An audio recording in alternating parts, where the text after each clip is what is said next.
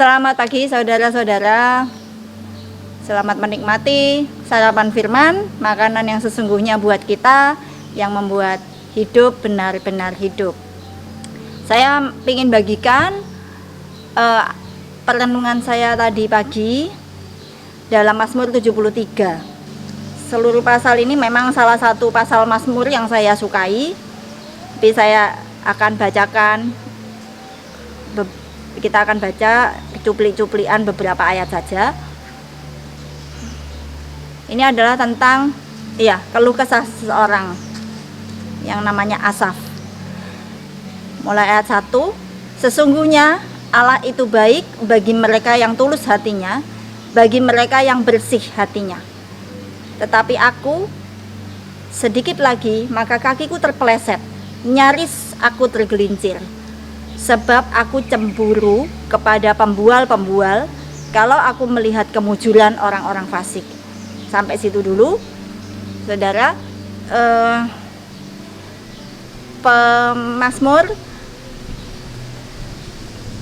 dia punya suatu ganjalan hati. Dia mengakui bahwa Allah dirasakan kebaikannya oleh orang-orang yang tulus hati dan bersih hati. Tetapi, kata tetapi menyatakan di ayat 2, menyatakan dia ada di keadaan yang berbeda atau berlawanan dengan yang sebelumnya. Dia mengakui dia nyaris tergelincir karena dia ada iri hati. Jadi iri hati, dia mengakui bahwa itu adalah sesuatu yang tidak bersih di hadapan Tuhan. Lalu dia menerangkan di ayat-ayat selanjutnya apa yang membuat dia iri. Dia iri kepada siapa dan apa tuduhan-tuduhannya kepada kenapa, maksudnya dia mengungkapkan unek-uneknya mengapa dia iri dan sebagainya. Dari ayat 4 sampai seterusnya, dia iri sama orang-orang yang fasik, yang kelihatannya hidupnya selalu senang dan tidak ada masalah, gemuk, dapat apa saja dengan enak dan tidak takut Tuhan. Sedangkan dia setengah mati menjaga kekudusannya, tapi rasanya kok tidak sangat jauh dari apa yang dia harapkan dan seterusnya. Saya tidak perlu baca itu, kita tidak perlu baca itu. Ya, cuma mungkin ayat 13. Sia-sia sama sekali aku mempertahankan hati yang bersih dan membasuh tanganku tanda tak bersalah, namun sepanjang hari aku kena tulah dan kena hukum setiap pagi. Ini yang dia rasakan, ini yang membuat dia membandingkan. Jadi kita tahu iri itu selalu timbul dari membanding-bandingkan, lalu merasa kok saya tidak seperti itu dan ada rasa ingin untuk mendapatkan hal itu yang sekarang tidak ada pada dirinya. Itu namanya iri hati. Saya percaya kita semua pernah bergumul dengan dosa iri hati. Termasuk saya dulu iri hati saya adalah sesuatu yang besar sekali. Itu pergumulan saya yang besar sebenarnya.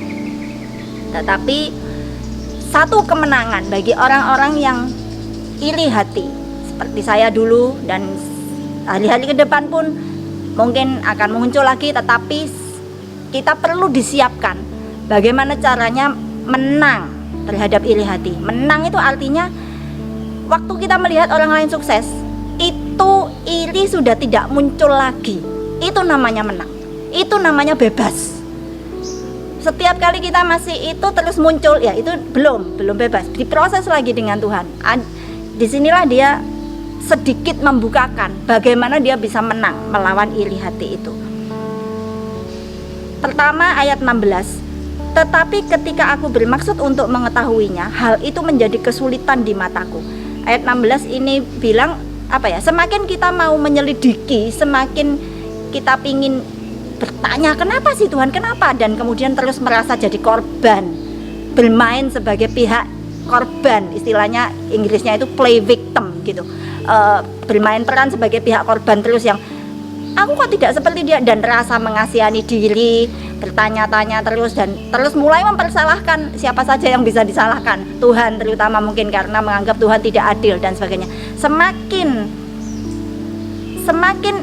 bermaksud mengetahuinya dengan cara sendiri, dengan kekuatan sendiri, dengan pikiran-pikiran jalan pikirannya manusia sendiri. Dikatakan di ayat 16 akhir itu, hal itu menjadi kesulitan di mataku. Nah inilah di ayat 17 dan seterusnya adalah penyelesaiannya yang membuat dia menang dari rasa iri itu. Ayat 17, sampai aku masuk ke dalam tempat kudus Allah dan memperhatikan kesudahan mereka. Nggak usah baca yang berikut-berikutnya, cuma ini ayat 21 yang penting sekali buat kita. Jadi ketika hatiku merasa pahit, karena dia mulai mau timbul kepahitan mungkin dengan iri hatinya kepada orang-orang yang fasik tapi yang kaya-kaya itu, atau yang hidupnya kelihatan enak, tidak pernah susah dan sebagainya, padahal itu dia jahat. Kok bisa Tuhan membiarkan dia hidup enak? Atau itu mulai terasa mungkin kepahitan, ada sebentuk kepahitan di dalam hatinya. Ketika hatiku merasa pahit dan buah pinggangku menusuk-nusuk rasanya, aku dungu dan tidak mengerti. Seperti hewan aku ada di dekatmu, tetapi aku tetap di dekatmu. Saya sangat senang dan saya sangat pegang ayat ini. Waktu saya sedang merasa berdosa, waktu saya sedang itu mau tergelincir di dalam dosa, tadi ayat 1 atau ayat-ayat awal itu ya, ayat 2 bilang sedikit lagi kakiku terpeleset, bahkan mungkin sudah terpeleset. Tapi yang penting, sikap yang penting, aku ngotot, aku tetap mempertahankan diriku ada di dekat Tuhan. Walaupun aku lagi bodoh, dungu, tidak mengerti, lagi berontak, lagi kepahitan, lagi ngomel, tapi satu sikap yang penting, milikilah sikap merasa tetap aman di dekat Tuhan. Aman dalam arti percaya Tuhan tidak menghakimi saya. Tuhanlah penyembuh saya, pembebas saya dari rasa iri atau juga dosa-dosa yang lain. Sama saja, karena setiap dosa itu adalah bentuk perbudakan di mana kita perlu dimerdekakan. Dan pemerdeka ya satu-satunya adalah Yesus Kristus. Aku tetap di dekatmu. Engkau memegang tangan kananku dan dengan nasihatmu engkau menuntun aku, dan kemudian engkau mengangkat aku ke dalam kemuliaan. Saudara, inilah kesetiaan Tuhan yang luar biasa. Begitu saya tadi baca ini, walaupun saya sudah merasakannya, tapi sekali lagi diingatkan dan merasa bersuka cita dan merasa wow, punya Tuhan. Saya bilang untung ya, untung gitu loh. Untung waktu saya berdosa, waktu saya sedang mau berdosa, sedang kalah dalam godaan dosa, untung gitu loh, ada Yesus. Untung karena dialah yang setia memegang tangan kananku, dan dengan nasihatmu engkau menuntun aku dan engkau mengangkat aku ke dalam kemuliaan, atau saya bahasakan di dalam konteks ini kemenangan mengatasi atau ya menang terhadap rasa iri itu. Kalau kita berperang, rasa iri itu dikalahkan dan tidak ada lagi kuasanya di dalam hidup kita untuk mempermainkan hati, pikiran kita dan perasaan semuanya.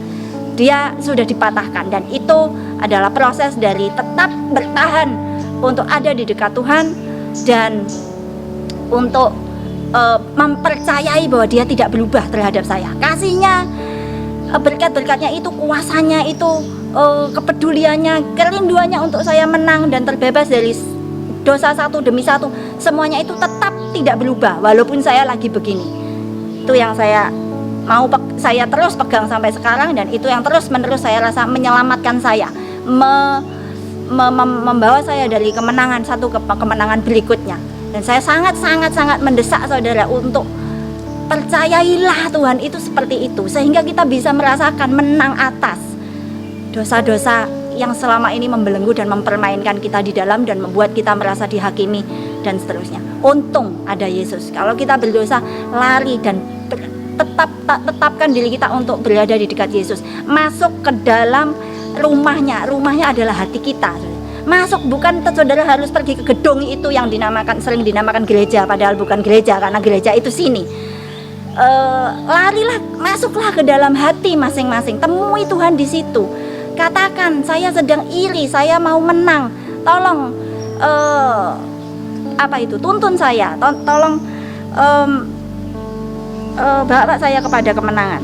Ayat selanjutnya adalah ekspresi dari kemenangan itu yang mengatakan, siapa gerangan ada padaku di sorga selain engkau tidak ada yang kuingini di bumi. Sekalipun dagingku dan hatiku habis lenyap, gunung batuku dan bagianku tetaplah Allah selama-lamanya. 28, tetapi aku suka dekat pada Allah, aku menaruh tempat perlindunganku pada Tuhan Allah, supaya dapat menceritakan segala pekerjaannya. Jadi seruan kemenangan ini ada kelepasan waktu kita bertumbuh di dalam menginginkan Allah lebih dari segala sesuatu di bumi. Waktu kita memandang Allah, memandang Yesus, dia memandang keindahannya, kita lihat yang di bumi, apa yang kita ingini tadi itu harta yang membuat kita iri sama orang lain, apapun itu sudah tidak ada artinya, dan kita tidak lagi tergerak untuk menginginkan hal-hal itu, karena keinginan kita dipersembahkan kepada satu pribadi, yaitu Yesus Kristus, yang memang layak untuk dikejar-kejar sepenuh hati, layak untuk ditungguin, layak untuk sekalipun harus kehilangan semuanya, itu sungguh tidak ada artinya. Inilah seruan kemenangan itu. Kalau kita dilepaskan dari kebutuhan akan pembalasan dendam, misalnya kalau kita kepahitan dengan orang, kita merasa butuh balas dendam, atau kalau kita iri, ya kita berarti merasa seperti butuh barang-barang atau kepopuleran atau apapun yang mereka miliki, sepertinya butuh itu. Tapi di dalam Tuhan kita serahkan diri untuk dipimpin dia kepada kemenangan ini, sehingga waktu pikiran, pola pikir, cara pandang kita dibetulkan bahwa kamu tidak butuh ini, yang kamu butuhkan adalah aku. Yesus bilang begitu, disitulah kita disembuhkan. Di situ kita memandang memang Yesus adalah satu-satunya yang bisa memuaskan saya jauh lebih dari isi dunia ini, sehingga saya sekarang hanya mempersembahkan gairah saya, keinginan, kerinduan untuk mengejar-ngejar saya hanya kepada Yesus, dan yang lain itu jadi sangat pudar. Dan disitulah kesembuhan kita dari iri hati maupun dari hal-hal yang lain. Kuncinya saya ulangi sedikit di ayat, tetapi aku ada di dekatmu. Percayailah Tuhan, pada waktu kita berdosa sekalipun, Tuhan tetap mengasihi kita, tidak berubah, dan itulah yang menyembuhkan kita dari segala dosa. Sekian, terima kasih.